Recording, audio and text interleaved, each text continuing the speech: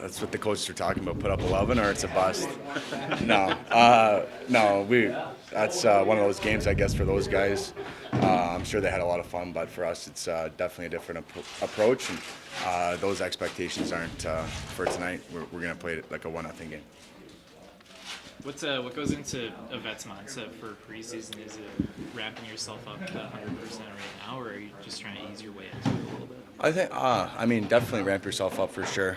Get the conditioning back, the pace, timing, and those little details. I think you kind of forget about those in scrimmage hockey in the summertime and stuff like that. But or the things that you worked on, it's the time to do it out there in exhibition and try to make it work. But getting that chemistry back with the guys, but ultimately it's. Your focus at the end of the day is still trying to get those 2 points. What would you say is going to be the biggest difference for a defenseman in this new system? The system now it's coverage, so it's not as much man on man. You're not really running around, or you're kind of staying at home in front of the net. You're not chasing too high. You're not feeling uncomfortable, especially when you're chasing a guy out high by the blue line. So it's just about staying at home, protecting the middle of the ice, and not letting those guys get those grade A scoring chances. So that'll be the big difference. You sort of mentioned it's not chasing guys around. That presumably makes it easier on one level. What makes it more difficult as a defenseman to play in that system? I think for this system, there's going to be a lot more communication.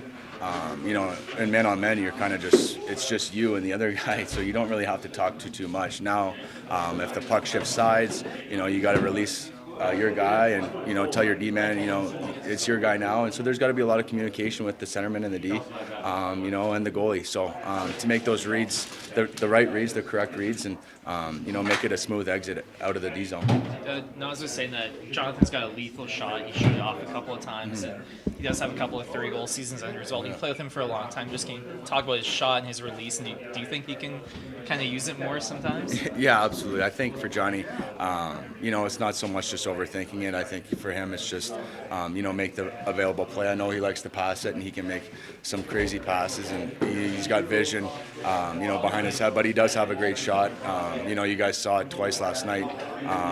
But for him, I think it's getting that confidence back that he does have a great shot, and it looked great watching him score those 2 goals last night. I had a big smile on my face on the couch, and I hope he uses that shot a lot more this year because it's a hell of a shot.